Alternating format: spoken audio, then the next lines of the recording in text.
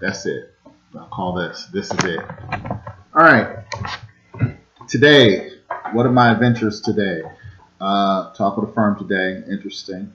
Uh, Conceptually, pretty much the same place where I've been at before in terms of like where their firm is at. The only difference is that that the principals took the time to go out and buy another firm and continue to acquire another firm. So his growth model is based on acquisition versus actually growing the business.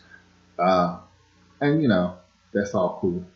I mean, in terms of like if you're able to come up with the revenue and then also able to, you know, stay on that track in terms of growing and then have customers staying with you as well. I mean, that's really great.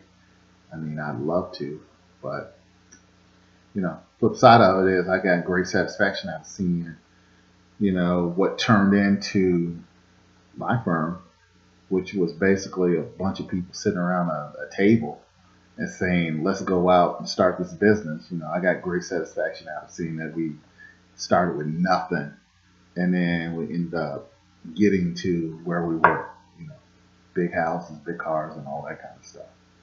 And didn't have to pay a dime that type of work, but we were able to take advantage of some of the other opportunities that we had. So that was a plus. But then, I just got off the phone with someone else today, and they're with another agency, recruiter.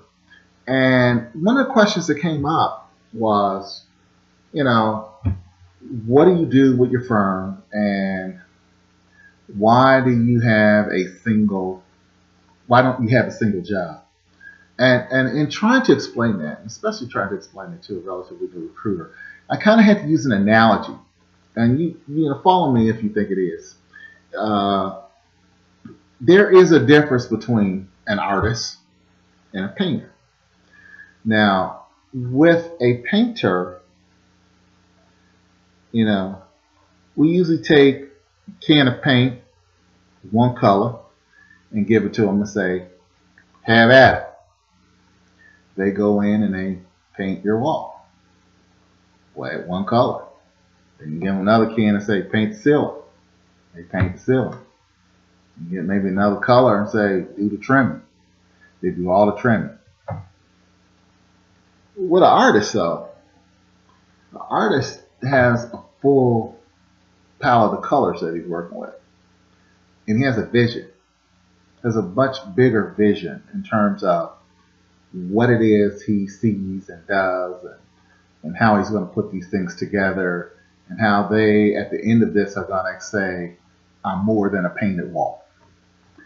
And that's what I kind of like to characterize my career as. When she asked me that question, I said to her, using that analogy, in terms of what it is I've done, as a recruiter, as a person who does audit, as a person who does financial reporting, as a person who does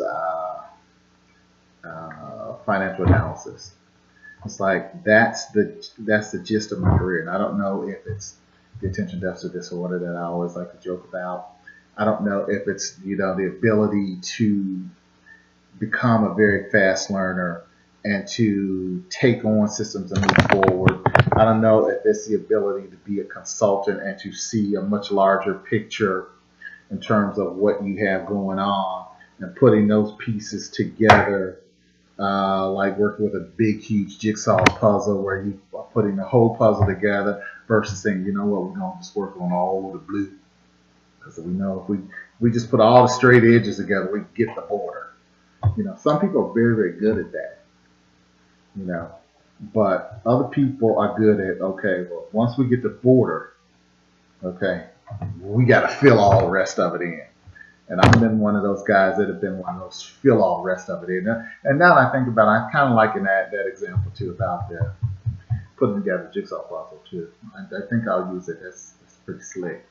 It's pretty easy for someone to understand in terms of like how people are. I mean, she asked me about it, and I told her when I recruited, one of the things that I did, one of the real things that was a benefit to me was that I looked at individuals that I like to work with individuals that had good skill sets that I knew would work out well in the workplace. Those were the types of things that I thought would be beneficial.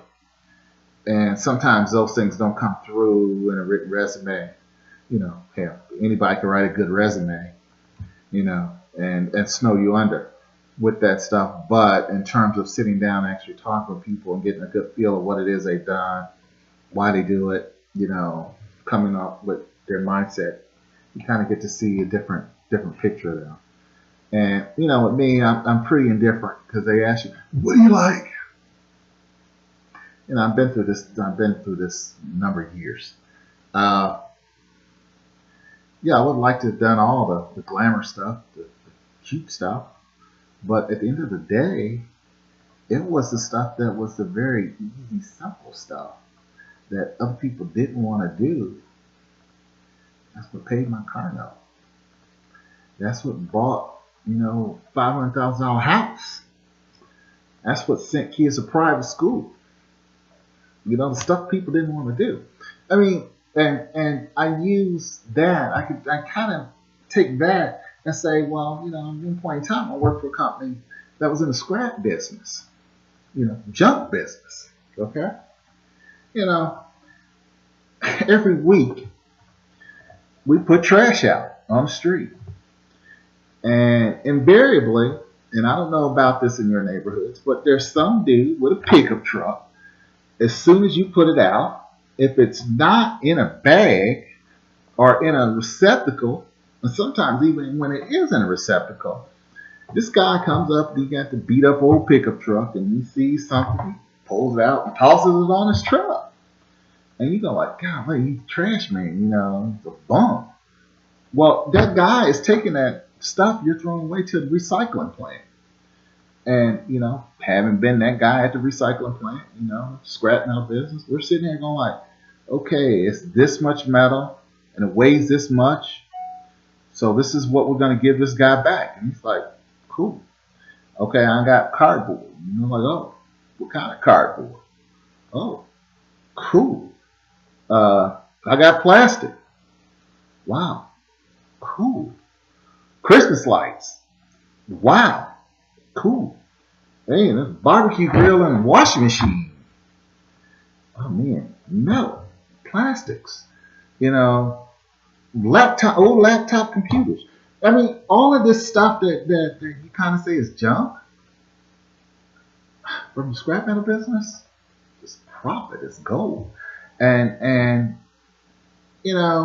again, looking at a career, looking at what it is you've done in finance and accounting, that's kind of how I look at it. All of those little bits and pieces that you didn't think amount to much of anything, when you all start putting them together, the pieces become a lot more valuable. A lot more valuable. And it's like putting together those analogies when you talk about what it is you've done with a career. Those are the things that are going to help you move forward. At this point, I've been around the block, and I would have wished and hoped that at some point in time my career would have stabilized and took off and did well. And, it did well for the directions that I wanted to go in. And I don't know. I'm happy with it. I'm disappointed sometimes in some of the other things, some of the other opportunities I may have missed out on.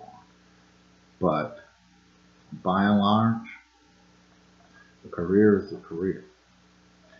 And sometimes trying to explain it and justify it to other people just so they'll understand, it's not worth it.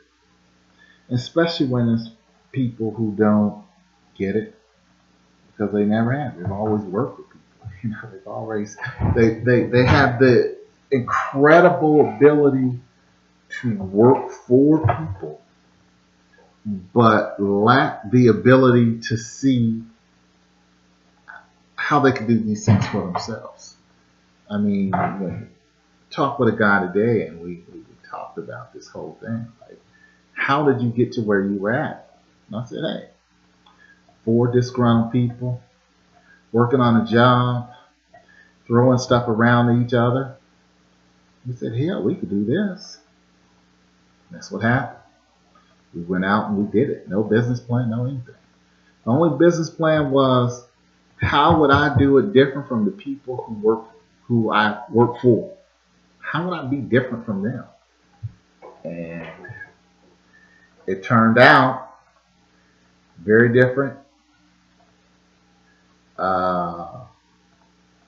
Yeah, we had our ups and downs, but who does it? Anyway, that's today. I don't know what I'm going to call this, but I don't know. It's forward progression. Peace.